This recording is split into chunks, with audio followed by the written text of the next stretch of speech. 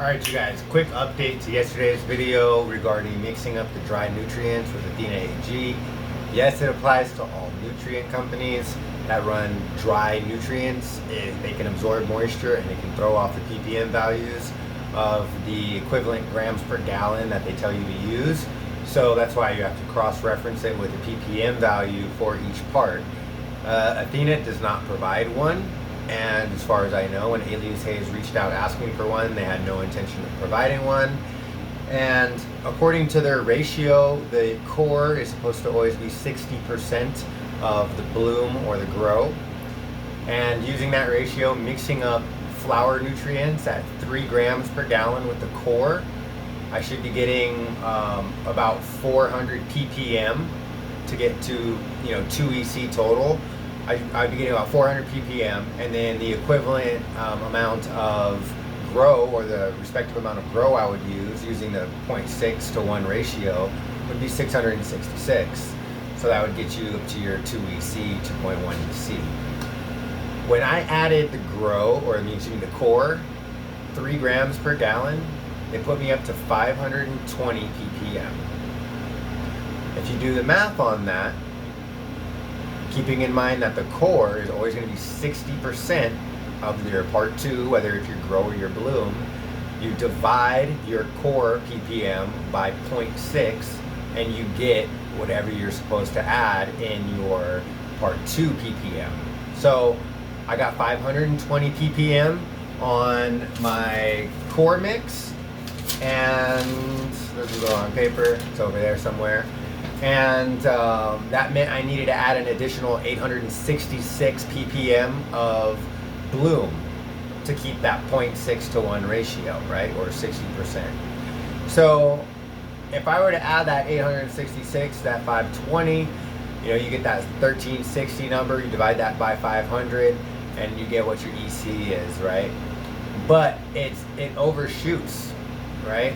And the issue is not that it overshoots on the core a little bit, because you can always add core first, right? You're adding core first, so if your ppms come up a little high, you can either dilute it then and then add your flour, or you can add your flour to the right ratio, even though it's going to be a little bit strong, and then just dilute the whole mixture, right?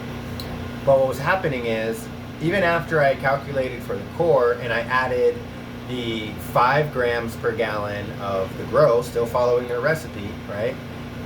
It only added an additional 440 ppm when it needed to add an 860 ppm, right?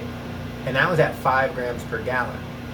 So I literally had to double and run an additional 5 grams per gallon, right, for a whole nother pretty much reservoir, right? Because I mixed up 100 gallons. So I added 500 grams the first time, and it put me up 440 ppm. I had to add a whole nother 500 grams total to the reservoir, which is 5 grams per gallon, so double, to hit the target of raising the ppm up by 860, giving us the total ppm of, I think we're at 1390 or 1400 now, right? Which is where we need to be, right? It's just barely over where we need to be. But I literally had to double the amount of the bloom in order to have the correct ppm ratio that they recommend. And the difference, or the reason there is a difference, is because the moisture that it gets absorbed into the nutrients, it dilutes the ppm value, right? So the more wet it gets, the lower the ppm value is going to be when you mix it up, and you're going to have to use more of it to hit that same ppm value. So my batch could be different from your batch, could be different from his batch, their batch. Alias Hayes was falling up like 150 ppm short on his. He's still doing a lot more testing to get better numbers. I'm falling up big time short, and so imagine why my plants were showing this potassium deficiency, which then locked out calamag or calcium, and then locked out everything else. Well, it's because I was mixing up the nutrients according to what they said to do, 3 grams and 5 grams per gallon.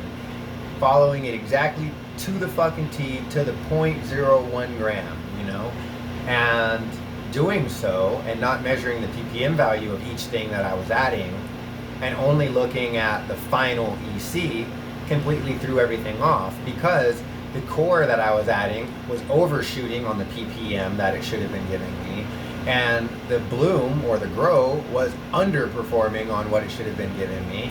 So the total EC was still a wash and came out the same, but the ratios were fucked.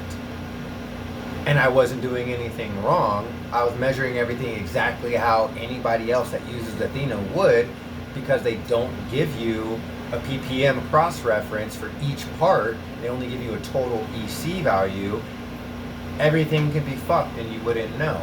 So how hard is it to dial in your newts? I had to get a lab result or a tissue analysis and get lab results to figure out what the hell is going on, because I'm feeding at all these different ECs, trying to get it right.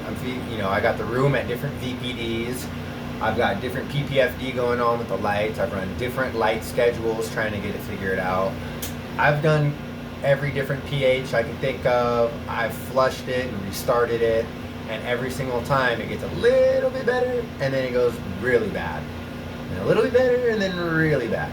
So it's like the ratios are off, and you would never know if you were just troubleshooting through normal means. Mulder's chart, I chased my tail around Mulder's chart for 2 weeks trying to figure it out. Couldn't do it. pH uptake charts won't help you. Nutrient toxicity and deficiency charts won't help you, because you're never going to know which one is the culprit, and they could all be to blame. You never know which one started it. So those cross-reference values are extremely fucking important, and the fact that Athena apparently has no intention of releasing that or providing that and addressing this issue is bananas. I understand that their nutrients were created, in a commercial setting where dosers are used in stock tanks and batch tanks, right? Where they're mixing those things up to a specific PPM value and then dosing those. So they're not worrying about grams and moisture content and all that. It's always dialed in because they're using PPM values. Well, they should provide that same information and make it just as easy for the home growers who are having to mix up a reservoir at home and aren't using a batch system. I'm not mixing up batch tanks. I'm in here every week mixing up a reservoir, and it just took me goddamn almost 45 minutes to an hour to mix up 100-gallon reservoir of nutrients, because I had to sit there and dick around with dialing in the PPMs to get the ratios right and adding a fuck ton more than I should have. So this is something that I think needs to be addressed. If it's something that's already being addressed and you guys just haven't made it public, then shame on me, I guess, for calling you guys out. But as far as I know, from what Alias has mentioned, with conversations he's had with you guys are ducking this conversation. And let's just get some cross-reference charts so that we can get this easier, so that I don't have to sit there and do math. And even though it's easy calculations, shouldn't have to do it. And if anybody wants to know what that calculation is, basically, if they're telling you that the core always has to be 60% of your bloom or your grow, well, your bloom or your grow plus 60% of your bloom or your grow is going to give you your total. Right? So you end up with 1.6x equals whatever your desired total is. And then you divide by 1.6, divide by 1.6, find out what x is, and then boom. Now that's the amount of bloom or grow that you add, and then you divide that, or you can multiply it by 0.6, whatever you want to do. Get 60% of x, and that's the amount of core that you add. So this is not something that people should have to do. People should have an easier way of understanding how to mix these nutrients. If that means you guys explain how to mix up a stock tank and then use a stock tank to dose, a reservoir based on how many gallons that reservoir is. Something. There's got to be a more user-friendly way for us home growers who aren't using a commercial dosing system and stock tanks. And if we're just following your recipe as home growers, we're getting fucked, because we're using grams per gallon, not PPM targets. So please kindly provide those targets, Athena. That would be greatly appreciated. Make it easier on all of us. I think that's a step in the right direction. And then maybe we can come up with an easier way for home growers to understand the PPM targets, because I don't think that it's very apparent for most growers, including myself up until recently, that you have to be measuring each part's PPM. Part 1, part 2, if you're using a 3-part, each part has a target PPM that you're supposed to be hitting. It's not just a weight. So that's my rant, and I hope that provides a lot of insight to you guys that might be running into issues. Again, this applies not just to Athena. Front Row had this issue. Floraflex had this issue.